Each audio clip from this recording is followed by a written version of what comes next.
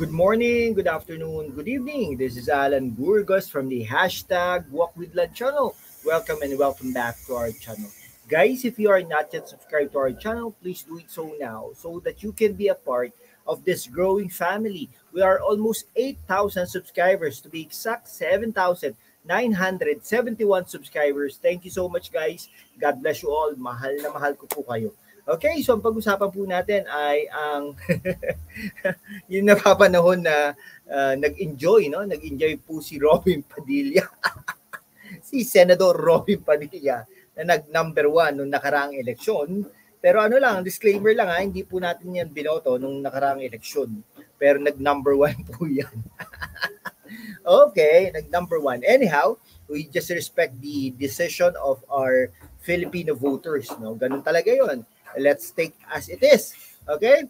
No, now kahapon po ay talagang nagbardagulan, no? If we may use that word, yung para nag-away, no? Nag-away yung dalawang magigiting, no? Magigiting na senador at galing sa mga prominenteng political family, ang Binay, no? Represented by Nancy Binay, naging senador ito noong 2013. Okay, galing ito sa Mabinay from Makati, no?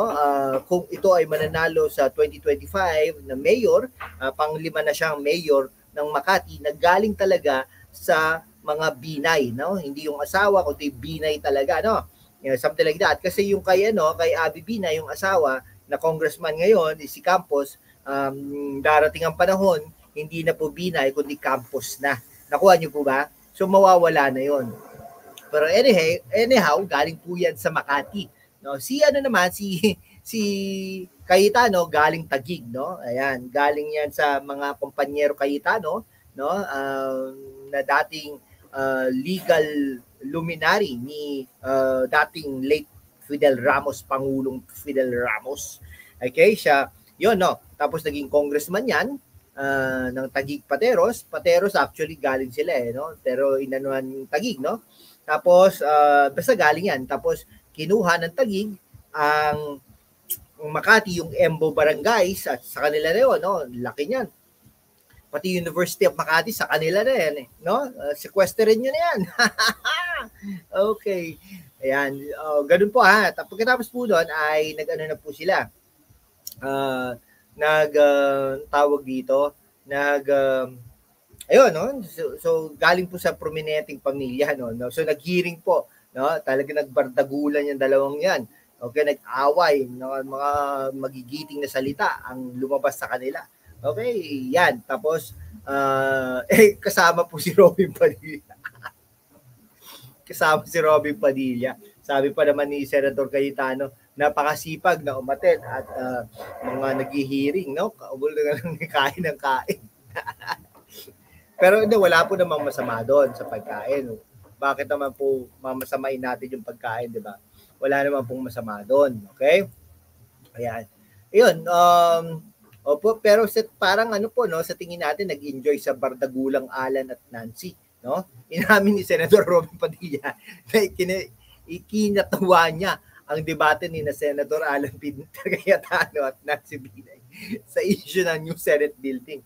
NSB sa Taguig City sa hearing na Senate Committee on Accounts noong Miyerkules, no? Biyernes na ngayon, no? Biyernes na ngayon, noong Miyerkules ay talaga yun po. So si Padilla ay dumalo sa nasabing hearing kung saan naging viral pa ang video. Panay ang kain nito habang nagbabalik taktakan sina Cayetano at Binay.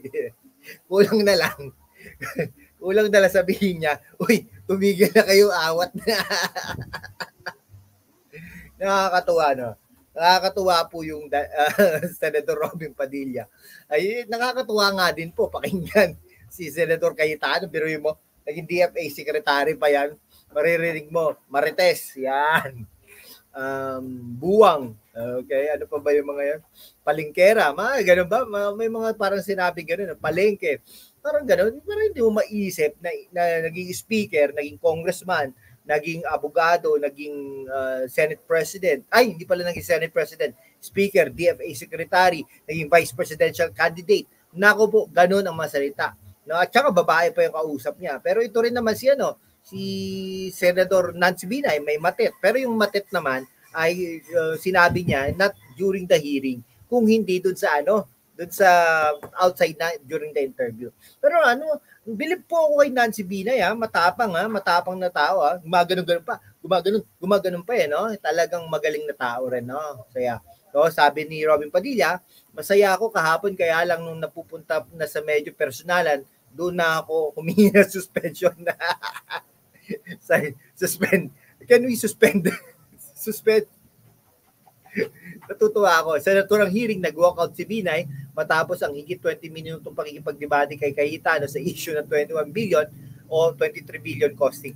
Pero alam nyo, nandun na tayo, no? Yung 23 billion ay tawag dito. Wala no? Wala daw talaga doon sa document ng DPWH. At saka may mga doon, dami kung titignan mo yung systems, security systems, 800 million, almost 1 billion. Naku po, panalo ang kontrato doon. Pero anyhow, ano po sila?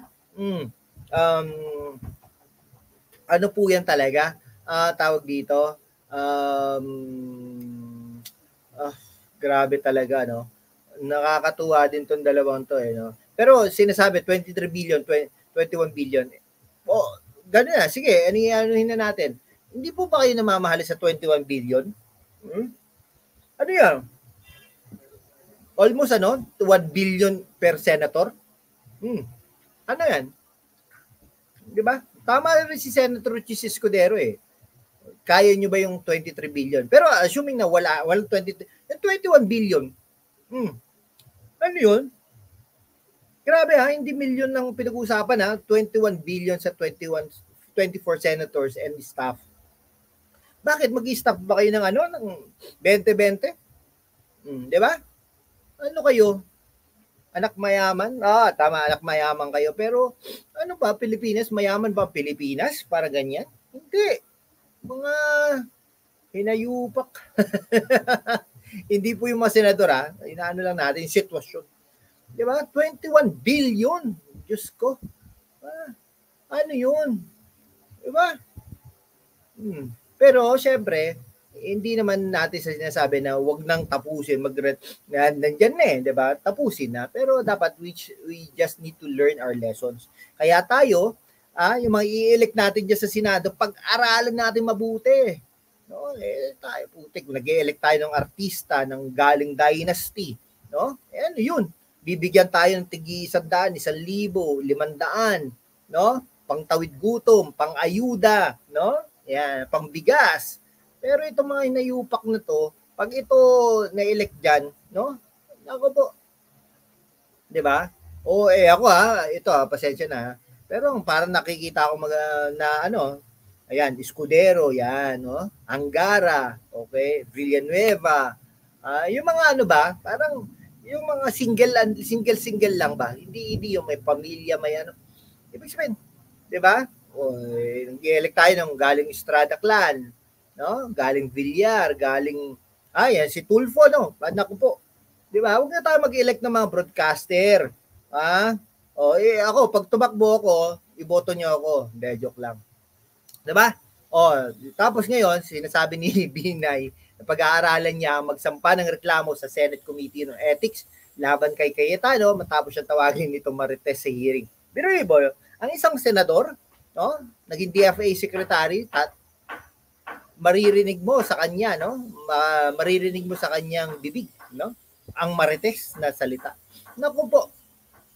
Hindi daw alam ni Nancy Binay. Siguro I have to talk with my staff, yung staff niya, legal staff. Yan sa Senado. Alam niyo si Joker Arroyo dati, no? Si Joker Arroyo walang staff, siya lang.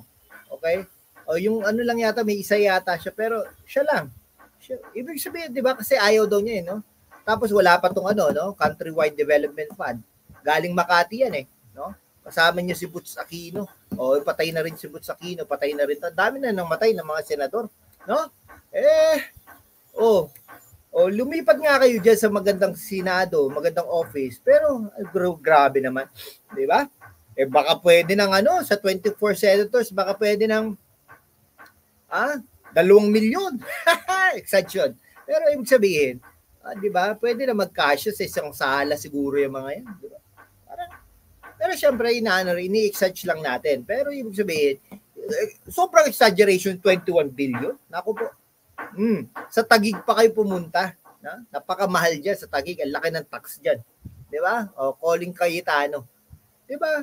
Bakit hindi na lang kayo pumunta dyan sa Quezon City? Magsama kayo ng House of Representatives. In terms of logistics, okay pa. Ba't hindi na lang kayo dyan sa National Museum? No? Magtayo kayo ng, di ba? Ganda, di ba? O kaya magtayo kayo sa isang eskwelahan, UP. Di ba? Ang laki ng lupa dyan sa UP. Di ba? Kayo talaga hindi kayo marunong makinig, mga hinayupak. Di ba? O, magpa-file ng complaints, no? Hindi alam kung hindi ko alam kung siya ngayon na. Naku po, magpa-file ng complaint si Binay sa ethics committee. Ang chairperson daw pala ay si Cayetano.